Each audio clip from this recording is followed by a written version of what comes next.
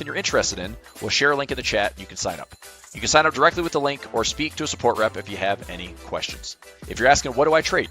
Pretty much everything. Indexes, ETFs, stocks, options, futures, Forex, and crypto. Thoughtful analysis, active trading. Check it out. And now, back to the show. What's happening, everybody? Happy, what day is it? Wednesday. Happy Wednesday. Market's pretty calm after a little melt up yesterday, and that's fine. Hitting some fresh highs in the portfolio. I did post an alert for the Pulver alerts on the SPX. That trade is up about 80% of max credit right now. There's about a 99.5% chance it still holds profit, which I'm pretty good with. I mean, we're only out in that trade for like another 12 days. So right here, up around 83%. The smart thing, honestly, is to probably just close it out. If I close this for like a 10-cent debit, let me see if I can close this for 10 cents. Just take the majority profit right now and not worry about it. So it's not filling at 10 cents. I'm going to try to let it fill at 10 cents. I'll let that marinate. If that does get filled, I'll update the Pulver alerts. That'd be an 80+% winner. That would be, all right, I just got hit. My SPX trade just got closed out. Good. So update. This is 10:20 a.m.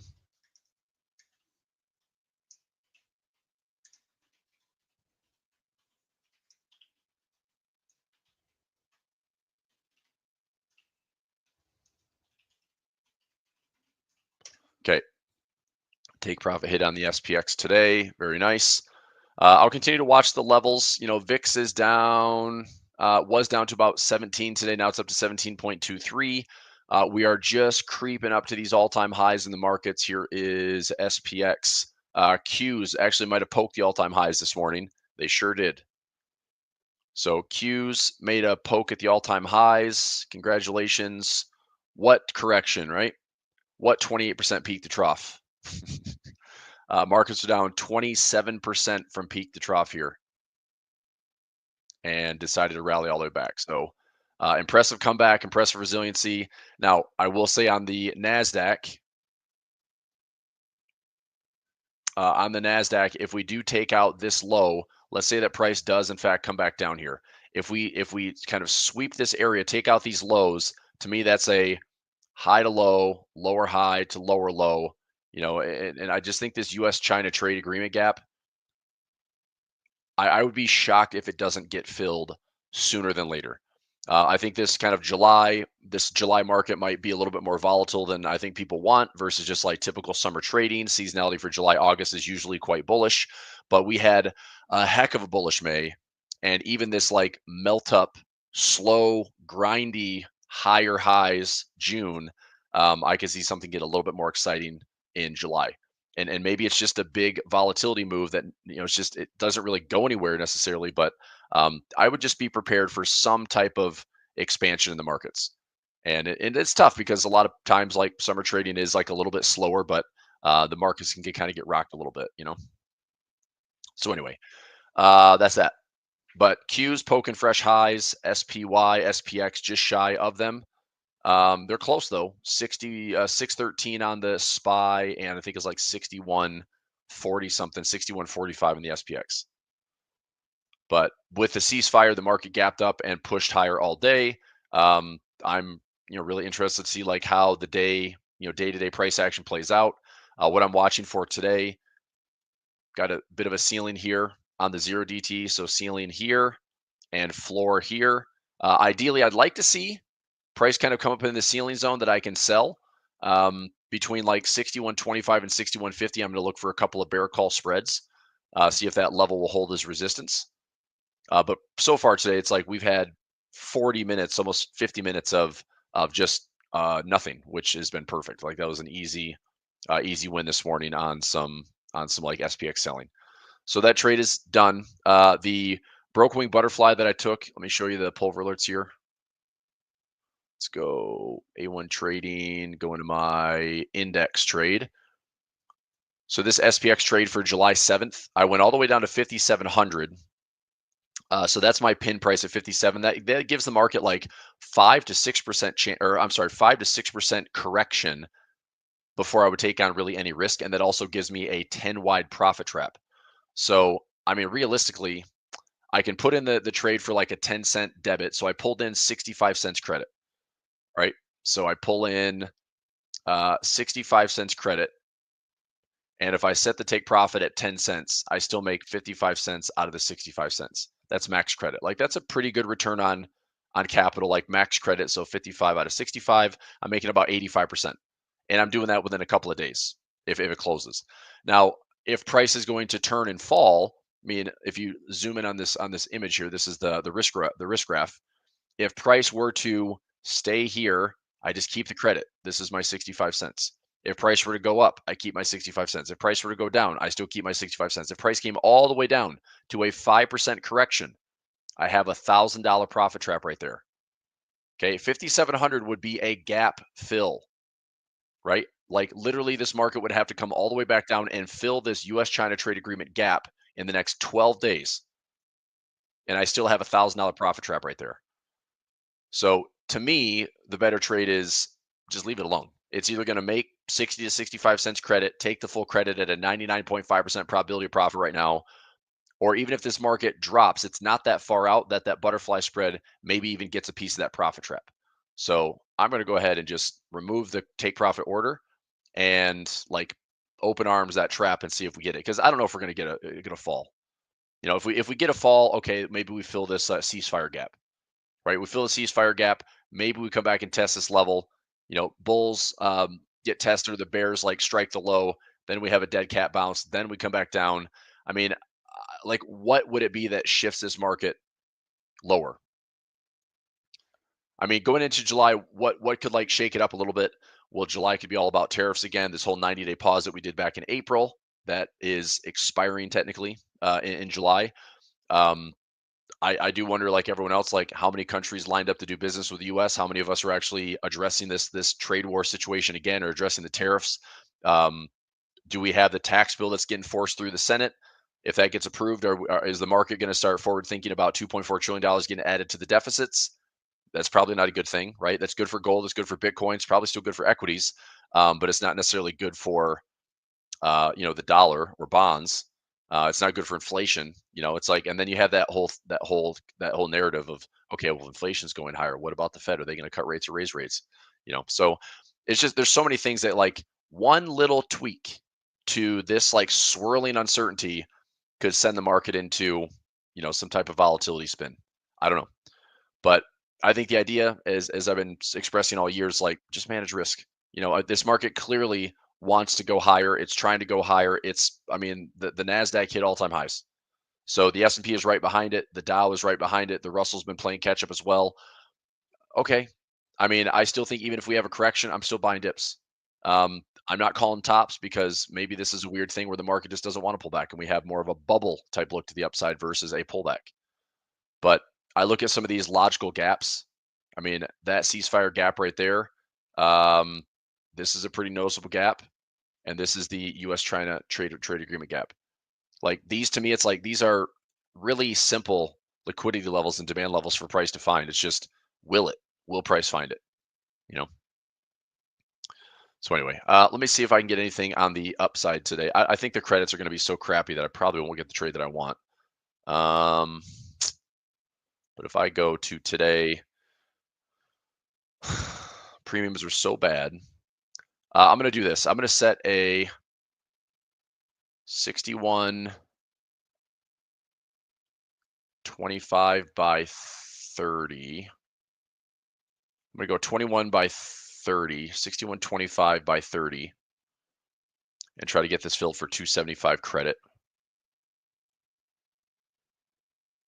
Okay.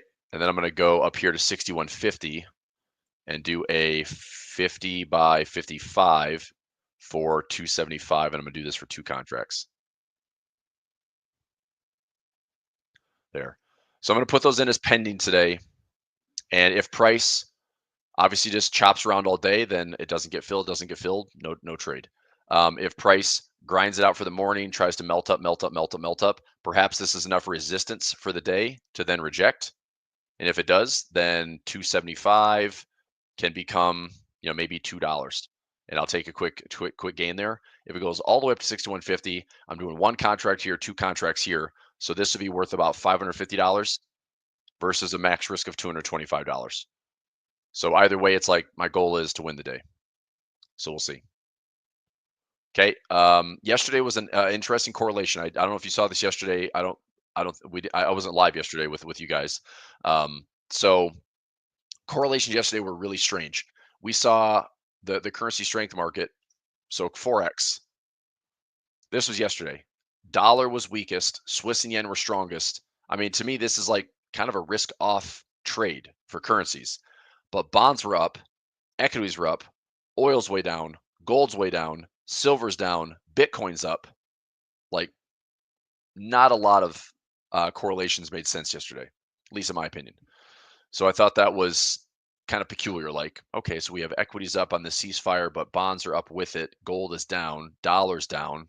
Like a lot of things that typically aren't aligning. And then in currency land, you see, safe haven currencies on top. So today, a little bit different. Super weak move in the yen, and New Zealand on top. Aussie's fading just a little bit, which means hopefully I'm getting my pullback on the Aussie New Zealand. Good, hopefully. So I have pending orders here on all these horizontal levels. So 106.15, 103, and 1.0055. Those are buy levels for me on my Aussie New Zealand. So pending order, pending order, pending order. I mean, obviously there's a lot of support right here. So if I hit this low and it comes back up into this range, I'll range this thing back to like 111 or so. That's fine. That's a good trade.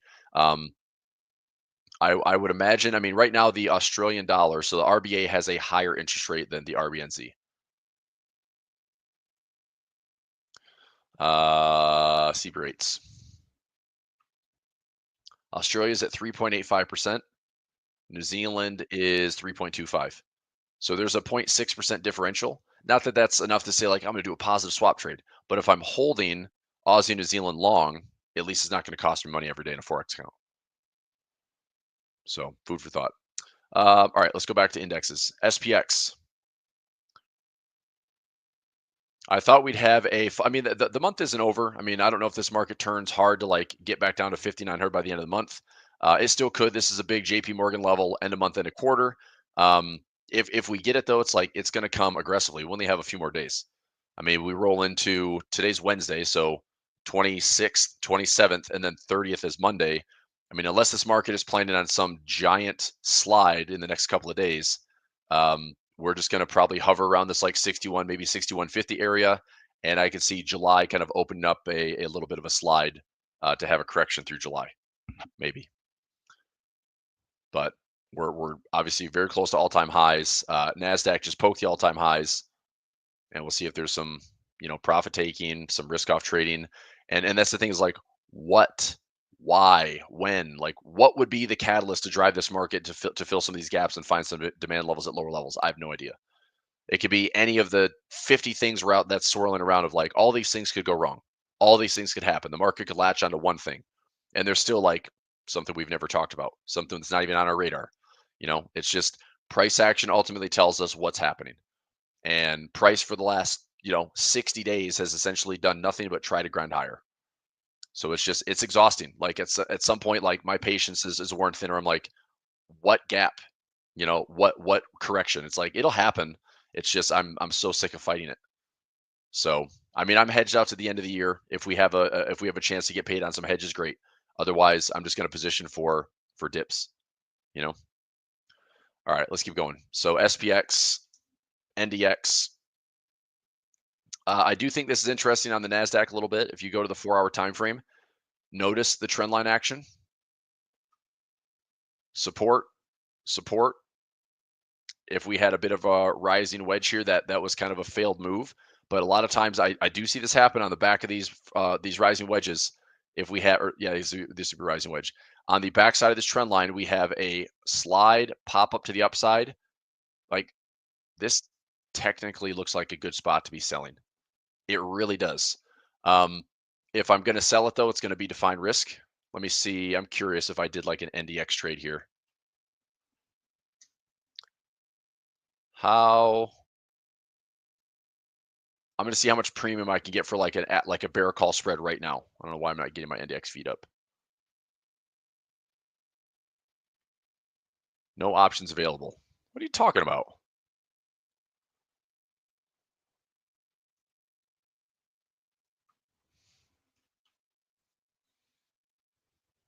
There.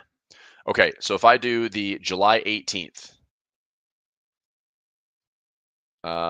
let's go. So I want higher numbers, 22.4. So this way, if I were to sell right now, it's too wide. It's 25 wide. I mean, I guess maybe the Qs. Maybe the Qs are a little bit better. If I went to July 18th, we're trading 542 on the Qs. If I did, I mean, I get 60 cents on this trade if I'm right. Um, I'm going to take a stab at this one. Maybe I can go here. So I can risk 80 to make 120. Let me see what that return is. So 80 out of 120, actually one.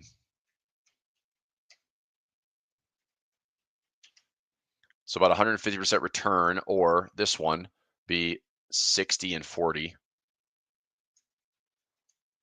So it's the same. I'm either a 542. I can go more contracts here. So I get $1.16. So I make 150. This is a little bit less. So 118 over 82.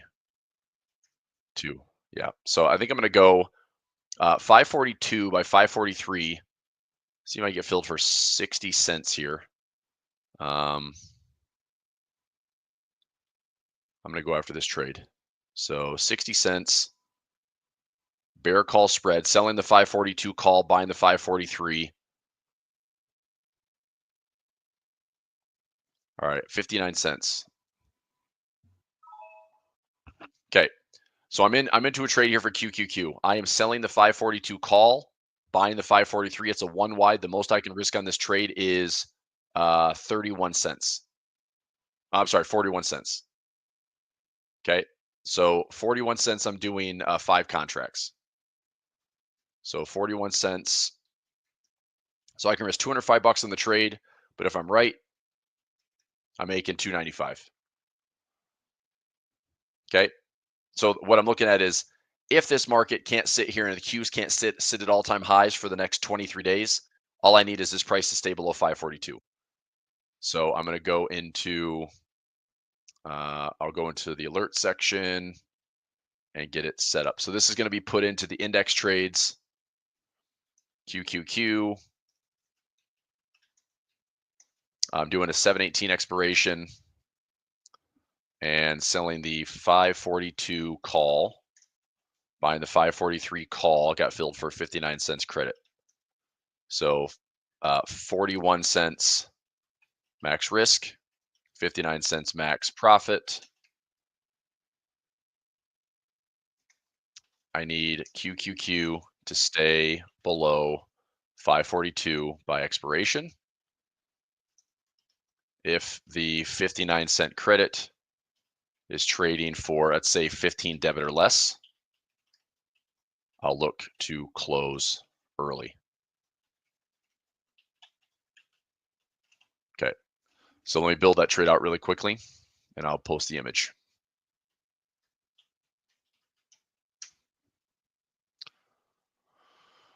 So this one's pretty simple, just a bear call spread. Bear call spread here on QQQ. And going out to the 18th, selling the 542, buying the 543. That's the trade.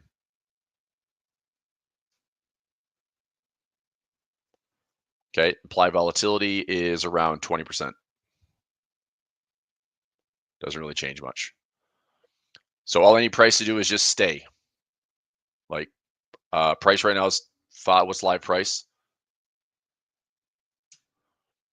Live price is 542. So technically my break even on the trade is 542.59.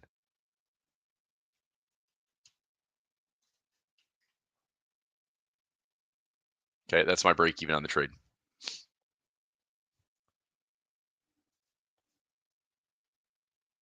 So 542 sell call.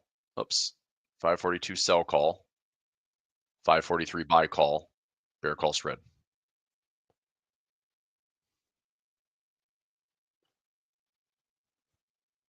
And if I'm wrong, I'm wrong. I'm taking the trade. I think it's like, come on, man, we got to have something. We've gone up for 60 straight freaking days for the most part. I think we at least have a pause for God's sakes. And the all-time highs, we got to pause. So that's why it's defined risk. I mean, if I lose, whole portfolio melts up, it's fine. But I think we have to have some type of, reality check in these markets to just pause or pull back and fill some gaps or something. So anyway, hopefully that gets paid. All right. That is a QQQ trade. Let's keep going. Let's go daily chart, work our way through the other indexes. So the Dow, kind of the same situation, not nearly as close to the all-time highs. Is it possible for the Dow just to go sideways a little bit more? Maybe. I mean, there's a lot of potential support resistance in here. I think the Dow looks pretty good for a bid. It's just, what do we pull back to, like the 420 to 415 zone? I mean, if we pull back into like the 415 to even 400 zone, then I'm doing some like 111 strategies down here. I'll sell some puts in the Dow for sure. Those initially, I had those running until like June 20th. Those were full profits. I had like 111s and naked puts. Those were looking pretty good. The Russell, I'm just continuing to sell calls at 200. So I'll keep rolling, rolling, rolling. I'm looking for the Russell to maybe pull back to the backside of this trend line and see if this is a reversal pattern. Left tip, center tip, pull back to the backside of the trend line. Okay. Is that enough to catch a bid? Do we pull back here on the Russell? Still build a support zone, and then we're looking for a catch-up trade where small caps can actually gain over large caps or perform as well. Maybe they both perform well, but we'll see. Okay. Volatility index, down to 17. We're back down to, I mean, once we pivoted hard in April off of all that crazy volatility, we came down. This was the largest volatility crush, by the way, ever in 30 plus years of the VIX. This high to this low was the fastest move in the volatility index ever. So, I mean, what I'm saying is we're coming back down to the same levels where once this was kind of agreed upon that, hey, this is now a bull market. I mean, way after the fact, it was completely lagging because sentiment was so nasty, but the markets were still, rallying higher. But we've come down to like, 17. So we're at 17. So that's kind of our new volatility floor is around 17. But this market's not getting overly excited about any risk. It's still like contained around like 20, like 20 to 25 VIX is on like the high side. Maybe 15 to 17 would be the low side. Bond volatility, nothing to get excited about there. SVXY, um, I mean, it did a pretty good job here. SVXY is up around 31%. That should come close to matching what the indexes did. If we look at the rally off these lows, we had a 26% rally, and on SVXY, you had about a 31% rally. So from this low, about a 32% rally. It doesn't look nearly the same, but this is kind of why I love this instrument, because even in a volatility environment, like a volatility crush environment, this is such a good thing to have in your portfolio. So, I mean, I bought shares at like 35, dumped them around 38 and 40. I didn't hang on to this move into the 42s. It's fine. I'll wait for another volatility event and I'll probably add some SVXY. Dollar index, I still think it's a bear trap. Be careful on the dollar index if you're shorting. Moving stop losses, break evens are better. Being pretty quick on the precision. Oil, I saw a headline today. It's like oil's up today. I'm like, is it? That looks like a red candle to me. And obviously a big smash here the last 2 days on oil. We're down, 16+% in 2 days. So, the ceasefire has kind of contained oil prices. This is probably a good sign for, inflation readings coming in the next 30 to 60 days as well. It may force the Fed to still look at cutting rates and staying on course with what the Fed watch tool shows for September. Inflation is going to be a big deal. I mean, if we see like a tax bill, obviously this Middle East conflict with a big surge in oil, they also are like tapping that narrative of like recession slowdown. But anyway, oil's been smashed pretty aggressively. USO down. Oil futures. I still have oil's futures trade in. My lowest $50, so I'm just going to hang in there for right now. Natural gas down a little bit. Gold. What's everyone's deal on gold? I saw this 21 period moving average was holding. Now it's not. So we go from 21 period down to maybe the 50 period. I would like to see in this, and this might hurt a little bit more for everyone that's crazy bullish on gold. But if we go below the 50 period down to the 100 period, right? Like if we go down to the 100, it's like this is the correction that I've been patiently waiting for. The 100, the 144, the 200. I want to trade some gold, and I don't know if I'm going to do gold futures. It probably is more cost effective to do gold futures, or I'm going to do GLD because I don't mind owning the underlying. But this is why I put in, naked puts on GLD. This is why I'd look to trade like a 111 or 1111 on gold futures. But it's like, give me a pullback. So, I mean, just look at your moving averages. If this is a floor, it broke. If this is a floor, is it going to break? If the floor breaks, we're just going to gravitate towards the next moving average, right? This is a previous low around 31.38. We could find support here, or we could find the 200 moving average, which is 430 plus bars. It's a long bar count. I think we still find it. I just don't know if this is going to like ruin all the hopes and dreams of gold bulls. It shouldn't. I mean, perma bulls are like great. Buy some more gold.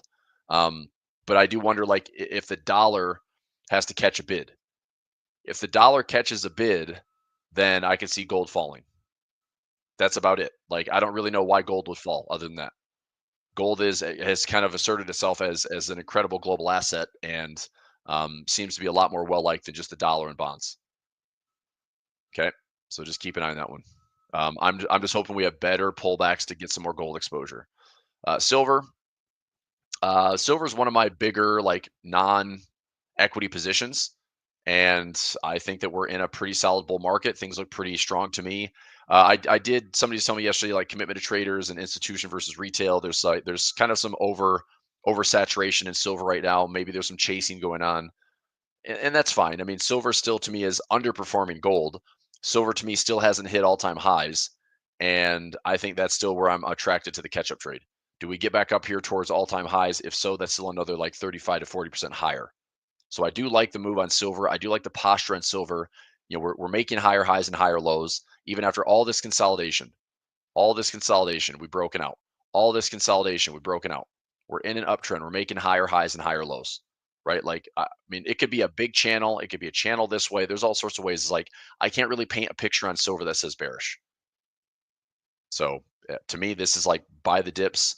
It's not going to be like a ballistic Palantir. It's not going to be a freaking quantum computing stock. It's not going to be Circle for, Circle was like the stable coin announcement. It's not going to be that type of mover. But if it's like slow and steady, if it's slow and steady and slow and steady and going higher and higher and higher, I love that trade. Because also that gives me plenty of opportunities to accumulate more and add more to it, even if it's little income trades along the way. Bitcoin, we've had a pretty good 2 or 3 day move on Bitcoin up to 107, almost 108 right now. All-time highs at 112. Keeping a close eye on it. I mean, if it breaks the highs, great. If it is more of a range like so, high to low, high to low, high to low, maybe this, right? Maybe just a different angle, but like still an accumulation phase before we end up having to move higher. I don't know. And I also said that we could go this way in Bitcoin. We could go lows first and then break and go higher. But I still like Bitcoin. MicroStrategy, fine. Coinbase. Coinbase has just been crushing it. These last this is up like 40%, I think, in the last like 3 or 4 trading days, which is crazy. That was up 45% in like 3 days. Wow. So, I mean, I'm not chasing this thing. I'm not going to try to call the top. It's just like impressive. Just one of those things where you see some stocks where they move a ton. It's like, okay. Do I trade it? Do I not? I made plenty of income on Coinbase, during the correction back here. Did a lot of ratio spreads, bought some debit spreads and whatnot. So it was more of an income trade versus buying and holding shares. Ethereum. I mean, for those Ethereum lovers out there, keep an eye on it. I still think this is a pretty good reward to risk trade to get to the upside. You still have some asymmetry. So, and this isn't even all-time highs, by the way. This is just under 4,100. All-time highs are back here at 4,800. So maybe this is just kind of getting started, but between like this area and maybe these lows, I could see Ethereum offering up a trade to the highs. In fact, you know what? I keep talking about it. Guess what? I can trade options. If I go EETH, I can probably put in a trade. I don't know if I really want to own shares, but let me see if I can own shares below like 28 bucks. EETH. So if I went out to the end of the year and said, okay, I think Ethereum is going to be higher than 28 bucks. Well, cool part is I get zero credit for it. Even though this is within the expected move, it's like this option chain is absolute garbage. So that doesn't get me excited about the trade. The low is around 20. I mean, geez, that's so bad. ETHA, it's even lower. Probably not even any better.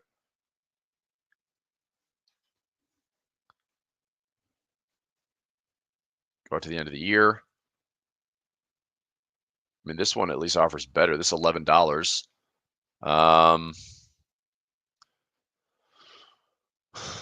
12 by 11, put in a ratio spread, 43 cents. So I've got a profit trap and make 40 bucks.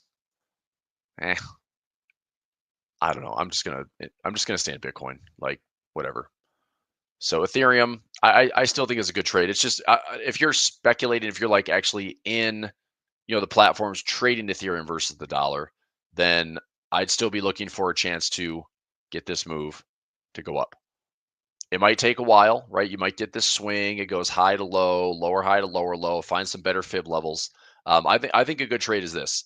If you put in like a 5.0 or 618 entry, and you put a stop loss below this 1388 level, this is your risk. This is your reward. That's probably a 2 or 2.5 to 1. It's not bad. So you can decide your risk, allocate it, 1% risk for like a 2 to 2.5% winner. Not bad. So I like that trade. All right, copper. I'm going to take a loss on copper today. So I had this like lottery play. It was risking 90 bucks to make $1,400. It's not in my little range. So I'm going to lose my 90 bucks today. That'll expire. I think it expires today. Japanese yen, still kind of choppy.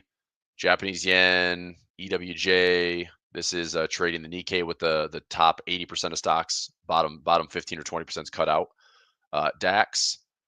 I'd still like to see the DAX pull back. If we get like a 30, 50, sure, 30 to 50. Like area 1, area 2, I'd like to see either one of those levels hold and get the highs again.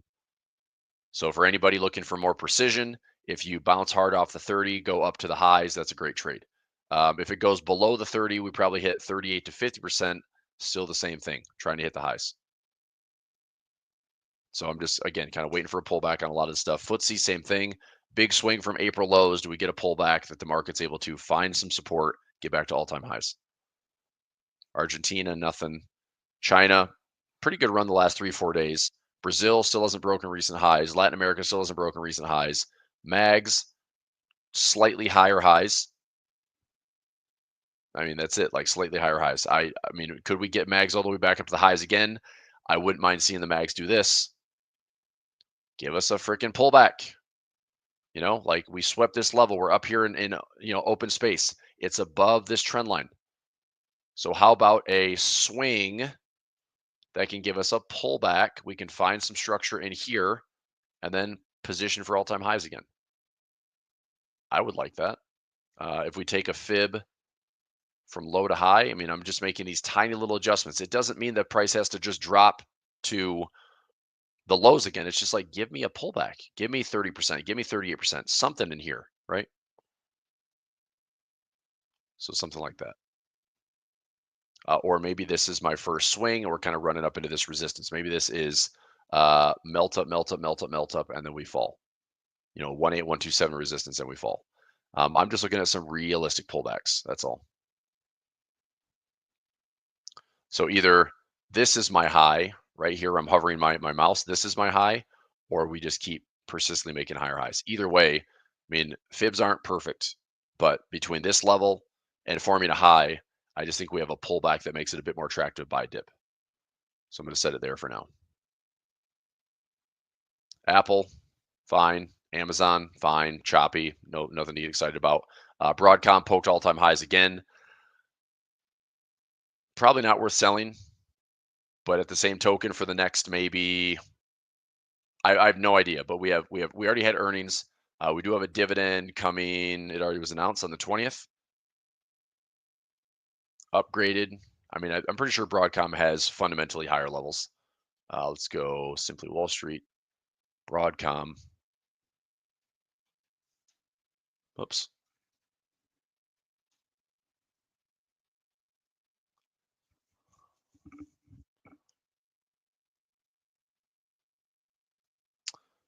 I mean, part of me wants to sell this thing so bad. Let me see what I can get for it. Again, just to define risk trade. If I go out to July 18th, sell the 265, 267, get $1.32. I'm risking about 118 bucks to make 132. Not a bad trade. I could regret it, but I'm going to take the trade. I'm going to go $1.30 to risk $1.20. So just over 100% return on risk. It's about 108% return if I get this right. Let me see if I can get $1.35 and increase that a little bit. 265 by 267 out to July 18th. So 135 not filling, 134. Come on, be generous of the mid price. 133. You turds. Hopefully 130. I don't want to take less than 130. 125 is like 1-to-1. Son of a biscuit. So I can do a credit spread, or if I were to buy the 270,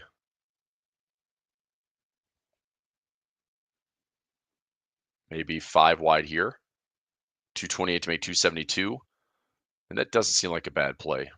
I'm risking a little bit more though, versus sell, buy.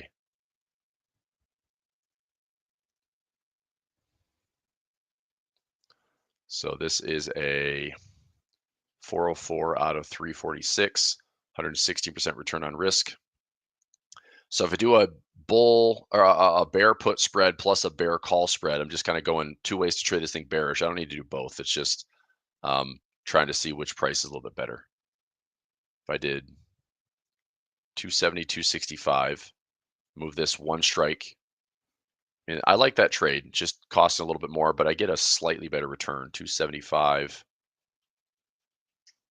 122% return. All I need this to do is get below 262. The better trade is to set the line in the sand at 265. Try to pull. I mean, come on, man. 133 can't fill right below the mid price.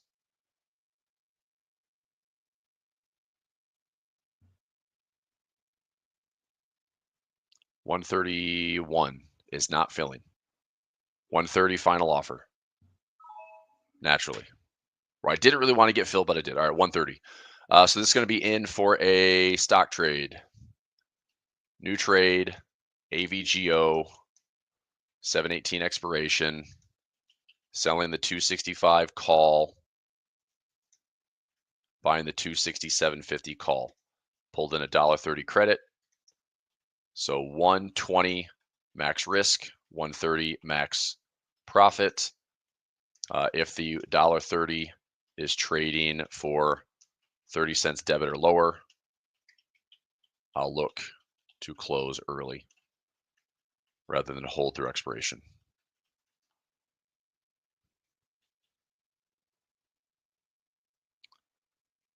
Okay, I'll build this one out, post the image. This is AVGO, July 18.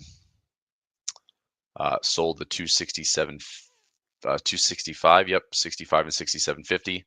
There's the bear call spread. IV is around 38.3. That's the trade.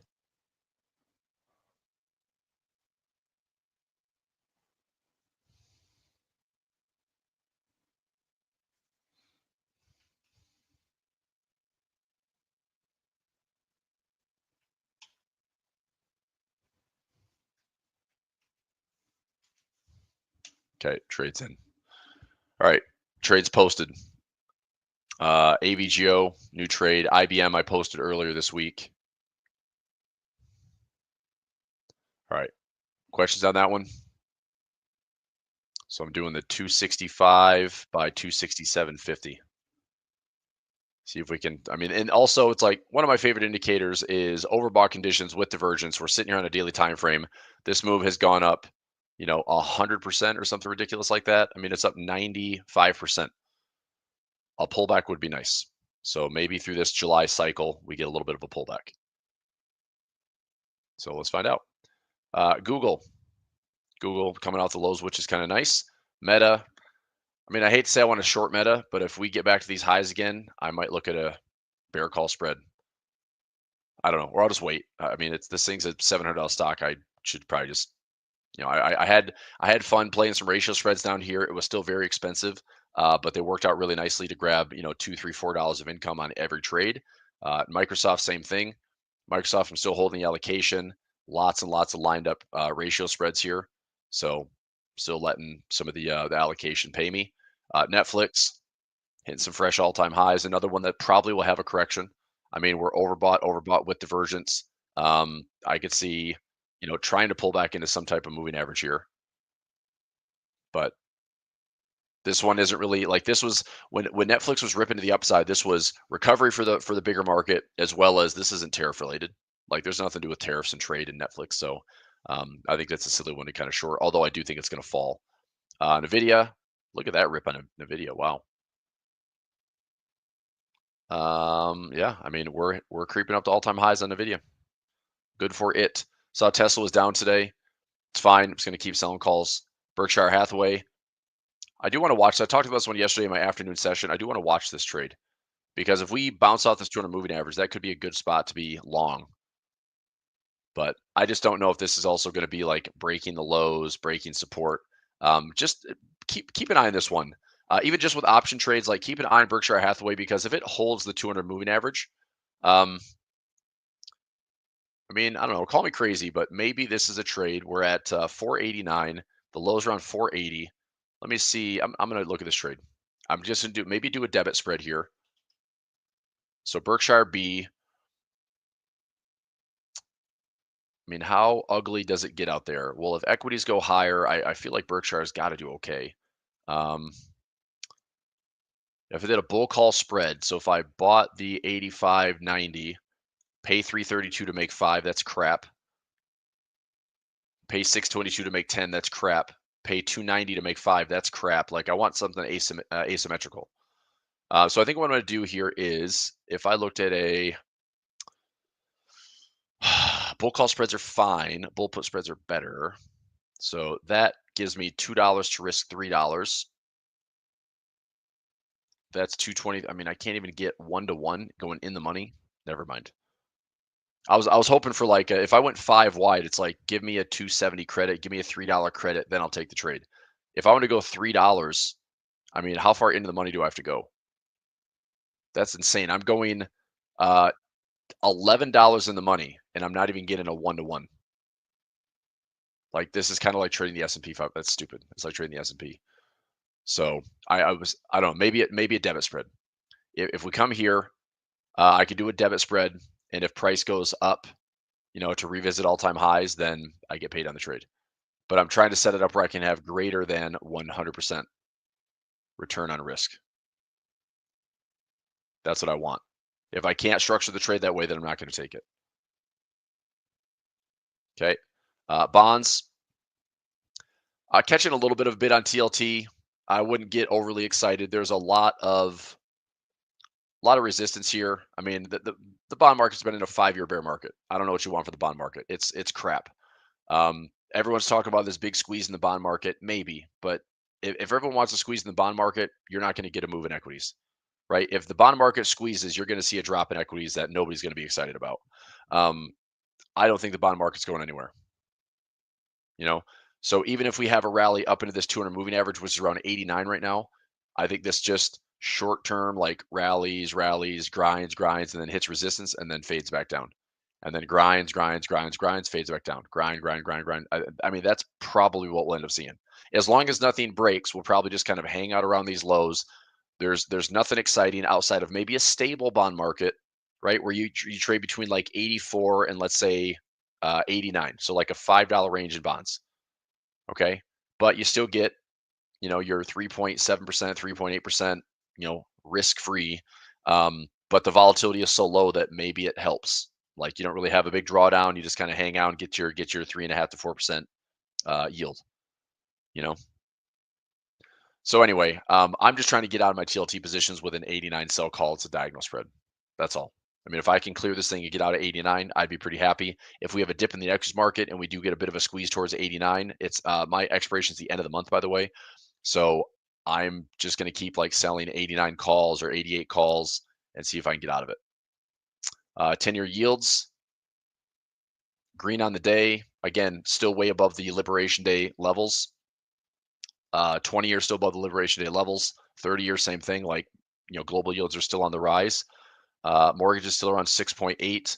Futures market currencies, liquidities come back in a pretty big way. I mean, this was basically your high yield, like your triple B or your triple A, triple B, triple C bonds. So your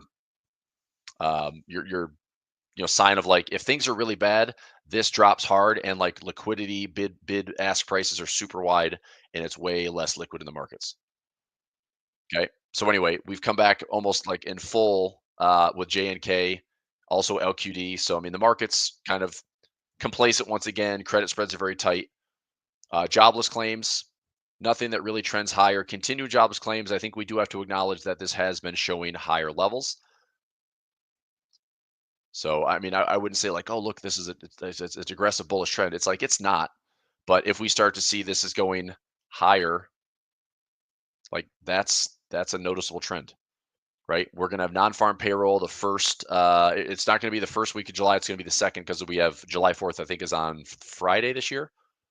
Yeah, so Friday the 4th, which is gonna be next Friday. There's no non-farm. It's gonna be on the 11th, I believe. I can double check that here on the calendar. So if we go next week,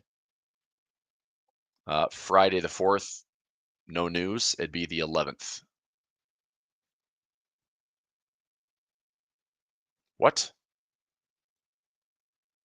Do we wait? Did I miss it? Did they move it to a Thursday? Ah, they moved to Thursday the 3rd. So going into the holiday weekend. Interesting. Okay. So we have non-farm on Thursday the 3rd. There's no forecast. I was curious, like, are we going to start seeing the job numbers come in positive, but getting lower and lower and lower? Again, that's probably not a good sign for this labor market, but we'll see what it does. So anyway, continuing jobs claims, watching non-farm payroll. How are the numbers? How are the revisions? Revisions have been down for a while. Here's China up a little bit. I mean, HSI crushing it the last 3 days. CQQQ off the lows. Alibaba, meh. Baidu, meh. I mean, it's fine. I like honestly, I like these stocks technically. They just don't want to freaking move. I feel like this has to be like another round of crazy quantitative easing slash like fiscal spending from China, another round of stimulus, something to get this market like ripping up to the upside. It just hasn't happened yet. FXI steady, KWeb steady. JD, I've got $36 covered calls. Maybe this is a bit of a wedge that's forming here in the lows. So some strong support here. Maybe a bit of a wedge in this area. I'd like to see a squeeze, but I'm not trying to hang on to this one very long. Like my call's at 36 and I'll sell another 36 or I'll sell a 35. My break even's around like 30 bucks. Schwab dividend dropping, Schwab growth up, big difference there. SCHY, which is non-US, down off these highs. SCH growth. So I mean, there's a noticeable difference between growth and value or growth and dividends. You go to equal weighted RSP. Oops, RSP. RSP still a ways away from these highs. I mean, the argument is that equal weighted is supposed to be better for the broader market. Look, equal weighted is trash because you only need 10 good stocks to still carry the SPY, the QQQ to all-time highs, which is essentially what we've done. RSP is still 5% away from the all-time highs. QQQE. We're just shy of the all-time highs, but it's performing better. Like tech is performing better right now. Tech is performing better. Tech was the biggest comeback, the most resilient comeback since our bottom in April. It also was the most volatile. So when we had the correction in April, tech got hit the hardest. Close to it. I mean, probably one of the worst sectors was tech, but the most reflexive and bouncing back to with this AI stuff. Okay, what else? I saw some gold. I saw some TLT. What else do we have? Gold's pretty easy. I'm just looking for a correction. So we're below the 50-period moving average now. And are we running into the, so this is the 21 period. Here's the 50 period. Here's the 100. Here's the 144. Here's the 200. So I'm just going to watch, right? Like I don't want to buy the 50. I know that some traders might look at this and try to scalp this thing off the 50, and that's totally fine. It's not me, right? I'm looking at the 100 to the 200 minimum pullback, minimum. And I don't care if this thing is at highs or at new highs. I'm still going to be making money on gold. I'm saying the way I want to add more to it is going to have to be a pullback. So I'm going to stay with long silver. I'm staying with long gold. I'm just looking to buy more at better discounts. So the only trade I have running on gold right now that's adding to my position is naked puts. I've got a 270 and a 265. They're naked puts. That's it. Because I'm telling, like I'd own it. If I get assigned, I would own it. But we'd have to fall like 13% for that to happen. So I'm pretty sure it's just going to be an income trade. But I like it. Still like Bitcoin. Currency wise on the day, currency strength's right here. So New Zealand fading a little bit. We got a lot of currencies right in the middle. Japanese yen is your outlier, weakest on the day. So New Zealand strongest, yen weakest. Everything else is pretty much in lockstep right in the middle, just garbage. Low volatility today in currency land. Okay, any of the charts questions? Anything else? For the rest of my day, we're still pretty choppy here. We're not, I mean, the ceiling levels have faded. I still have my trade in a 61.20 by 61.25 by 61.30 and a 61.50 by 61.55. New trades I added today for Pulver alerts. I added a trade on AVGO and I took a bear call spread on the Qs today. So I'm gonna play the July expiration cycle out to the 18th. We have a bit of a dip coming. Hopefully we do. A dip, a pullback, a correction. I don't know what the catalyst is. I just think this market is pretty overextended. And I could be wrong. The timing could be dead wrong. I could be like, damn, market doesn't go down and it's going to be like September before it corrects. Maybe, but define risk. If I win, great. If I lose a couple $100, you know, it's trading. But we'll see. Okay. All right. I will let you go for today. Come back and do it again tomorrow. All right. Thanks, everybody. See you. Bye.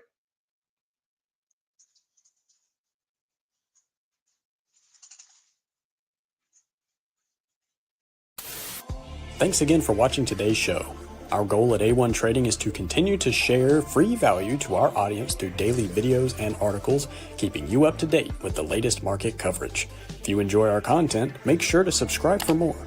From all of us at A1 Trading, have a great day, and we'll see you next time.